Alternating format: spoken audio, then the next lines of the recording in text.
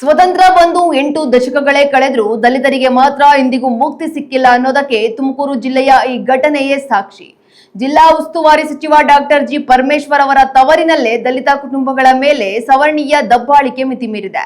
ತಿಪಟೂರಿನ ಗೊರಗೊಂಡನಹಳ್ಳಿಯಲ್ಲಿ survey number 90/4A2 ರಸ್ತೆಯನ್ನೇ ಒತ್ತುವರಿ ಮಾಡಿಕೊಂಡಿರುವ ಶಿವನಂಜಪ್ಪ ಎಂಬುವವರ ಕುಟುಂಬ ದಲಿತರು ಓಡಾಡದಂತೆ ಕಬ್ಬಿಣದ ಶೆಡ್ ಹಾಗೂ ಬೇಲಿ ಕಂಬಗಳನ್ನು ನಿರ್ಮಿಸಿ ಅಟ್ಟಹಾಸ ಮೆರೆಯುತ್ತಿದ್ದಾರೆ. ಅಷ್ಟೇ ಅಲ್ಲ, 11 kV ಹೈ ಟೆನ್ಷನ್ ವಿದ್ಯುತ್ ಕಂಬದ ಕೆಳಗೆ ಅಪಾಯಕಾರಿಯಾಗಿ ದನದ ಕೊಟ್ಟಿಗೆ ನಿರ್ಮಿಸಿದ್ರು ಕೆಇಬಿ ಅಧಿಕಾರಿಗಳು ಮಾತ್ರ ಜಾಣ ಕುರುಡು ಪ್ರದರ್ಶಿಸಿದ್ದಾರೆ. ಈ ಬಗ್ಗೆ ಪ್ರಶ್ನಿಸಿದ್ರೆ ಹಲ್ಲೆಗೆ ಮುಂದಾಗೋ ಸವರ್ಣೀಯರ ಕಿರುಕುಳದಿಂದ ನೊಂದಿರೋ ಕಾಂತರಾಜು ಕುಟುಂಬ ಅಕ್ರಮ ಒತ್ತುವರಿ ತೆರವುಗೊಳಿಸಿ ನಮಗೆ ನ್ಯಾಯ ಕೊಡಿಸಿ ಅಂತ ಸರ್ಕಾರಕ್ಕೆ ಕಣ್ಣೀರಿಡುತ್ತಾ ಮನವಿ ಮಾಡ್ತಿದ್ದಾರೆ. ಅಧಿಕಾರಿಗಳ ಉಡಾಫೆ ಉತ್ತರಕ್ಕೆ ಬೇಸತ್ತಿರೋ ಈ ಕುಟುಂಬ ಗೃಹ ಸಚಿವರು ದಾರಿ ದೀಪವಾಗ್ತಾರ ಅನ್ನೋದನ್ನ ಕಾದು ನೋಡಬೇಕಿದೆ. ಕಾಲೋನಿಯಲ್ಲಿ 31ನೇ ವಾರ್ಡ್ನಲ್ಲಿ 11 kV ಕಂಬಕ್ಕೆ ಅಡ್ಜಸ್ಟ್ ಮಾಡ್ಕೊಂಡು ಏನು ಮಾಡಿದ್ರೆ ಸಿಮೆಸ್ಗಳ ಸಾಕಾಣಿಕೆ ಶೆಡ್ಡನ್ನು ಕಟ್ಟಿದರೆ ಸುಮಾರು 2028/2021 ಇಸ್ವಿನಲ್ಲಿ ನಾವು ಕೆಇಬಿಗೆ ದೂರನ್ನು ದಾಖಲಿಸಿದ್ದೀವಿ. ಆದರೂ ಕೂಡ ಇದುವರೆಗೂ ಅವರು ಕ್ರಮ ತೆಗೆದುಕೊಂಡಿಲ್ಲ. ರಾಜಕೀಯ ಒತ್ತಡದಿಂದಾಗಿ ಅವರು ಸುಮ್ಮನಿದ್ದಾರೆ ಏನೋ ಗೊತ್ತಿಲ್ಲ. ಹಾಗಾಗಿ ಅವ್ರ ಮೇಲೆ ಕಠಿಣ ಕ್ರಮ ತೆಗೆದುಕೊಳ್ಬೇಕು, ಇಲ್ಲಾಂದರೆ ಲೋಕಾಯುಕ್ತಕ್ಕೆ ನಾವು ದೂರನ್ನು ನೀಡ್ತೀವಿ. ಇದಾದ ನಂತರ ಕೆಳಗಡೆ ಏನಿದೆ ಒಂದು ಶೆಡ್ನಿಂದ ನೇರವಾಗಿ ಚರಂಡಿಗೆ ಗಂಜಲವನ್ನು ಬಿಡ್ತಿದ್ದಾರೆ.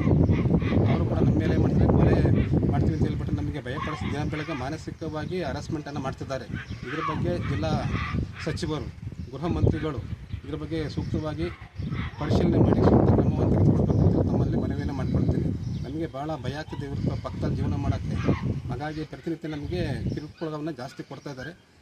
SC/ST ಕಾಯ್ದೆ, ದೌರ್ಜನ್ಯ ಕಾಯ್ದೆ ಅಡಿಯಲ್ಲಿ ದೂರನ್ನು ದಾಖಲಿಸ್ಕೊಳ್ಬೇಕು ಅಂತ ತಮ್ಮಲ್ಲಿ ಕೇಳ್ಕೊಳ್ತಿದ್ದಾರೆ.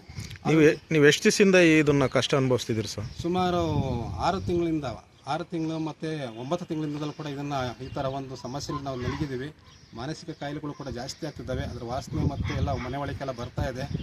ಅದರ ಗಂಜಲ, ಆರೋಗ್ಯದ ಬೇರೆ ಏರುಪೇರಾಗ್ತಿದೆ. ಅದರಲ್ಲೂ ಕೂಡ ನಮ್ಮ ತಂದೆ ತಾಯಿರು ವಯೋವೃದ್ಧರು, ಅವರಿಗೆ ಸಕ್ಕರೆ ಕಾಯಿಲೆ ಇರ್ತಕ್ಕಂಥ ಪೇಷಂಟ್ಗಳು. ಹಾಗಾಗಿ ಆರೋಗ್ಯದ ಮೇಲೆ ಹೆಚ್ಚು ಪರಿಣಾಮ ಬೀರ್ತಿದೆ. ಜಲಮಾಲಿನ್ಯ ಆ್ಯಕ್ಟು ಏನಿದೆ ಅದರ ಪ್ರಕಾರ ಇವರು ಕಾನೂನು ಕ್ರಮ ತೆಗೆದುಕೊಳ್ಬೇಕು. ಅಲ್ಲ, ಯಾವ್ಯಾವ ಇಲಾಖೆ ಕಂಪ್ಲೇಂಟ್ ಮಾಡಿರಿ ಸರ್ ನೀವು ಇದ್ರ ಬಗ್ಗೆ? ಕೆಇಬಿ ಮತ್ತು ನಗರಸಭೆ ಇಲಾಖೆಯವರೆಗೂ ಕೂಡ ನಾವೆಲ್ಲ ದೂರನ್ನು ಸಲ್ಲಿಸಿದ್ದೀವಿ.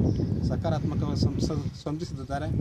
ಅದರ ಬಗ್ಗೆ ನಾವು ಕೂಡ ಮತ್ತೊಮ್ಮೆ ಇನ್ನೊಂದು ರೀತಿಯ ದೂರನ್ನು ಸಲ್ಲಿಸ್ತೀನಿ. ನಾನು ಈ ನಗರಸಭೆ ಸಂಬಂಧಪಟ್ಟ ಇಲಾಖೆಯವರು ಏನು ಕ್ರಮ ಜರುಗಿಸಿರಿ ಅಂತ ಆಯುಕ್ತರು ಕೂಡ ದೂರನ್ನು ಕೊಟ್ಟಿದ್ದೀನಿ. ಅವ್ರು ಇದುವರೆಗೂ ಕೂಡ ಯಾವುದೇ ರೀತಿಯ ಸ್ಪಂದನೆ ಮಾಡಿರಲಿಲ್ಲ.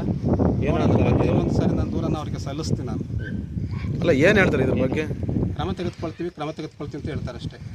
6 ತಿಂಗಳಿಂದಲೇ ಯಾವುದೇ ರೀತಿ ಜಾಗ ಮಾಡಿದ್ದಾರೆ. ತಾಲೂಕು ಸರ್ವೇಯರು ಕೂಡ ಇದನ್ನು ಅಳತೆ ಮಾಡಿದ್ದಾರೆ, ಕಲ್ಲನ್ನು ನೆಟ್ಟಿದ್ದಾರೆ. ಆದರೂ ಕೂಡ ಇವರು ಬಂಡಾಟ ಆಡ್ತಿದ್ದಾರೆ. ಹಾಗಾಗಿ ಇಲ್ಲಿ ಬಾಳೆಗಾರಿಕೆ ಸಂಸ್ಕೃತಿಯನ್ನು ಇವರು ತೋರಿಸೋದು ಎದ್ದು ಕಾಣ್ತಾ ಇದೆ, ನೀವೇ ನೋಡ್ತಿರ್ಬೋದು.